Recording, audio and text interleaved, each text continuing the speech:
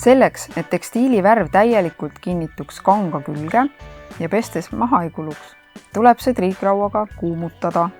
NB. Pilt peab olema täielikult kuivanud. Värv ei tohi enam määrida. See särk on joonistatud tekstiilimarkeritega.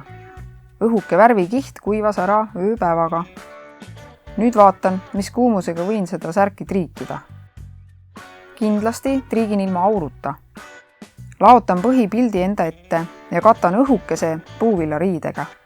See hoiab triikrauda värske värviga määrdumisest. Triigin 3–5 minutit. Seda, kui kaua tuleb triikida, saab lugeda värvipurgi või tekstiilimarkeri etiketilt.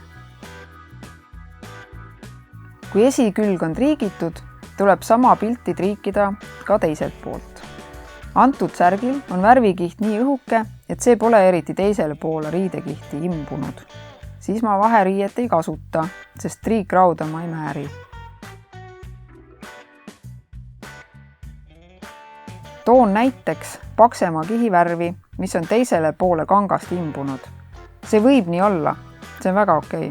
Lihtsalt seestpoolt triikides tuleb ikkagi õhukest vahekihti kasutada, et triikraud värviga vahetult kokku ei puutuks. Kui mõlemid poolt on pilt triigitud, siis ongi kangavärvidega värvitud riideese kasutamiseks valmis. Värv on lõplikult kinnitatud. Pese edaspidi seda kui igasugust muud õrnapesu. Aitäh vaatamast! Laigi ja subscribe'i!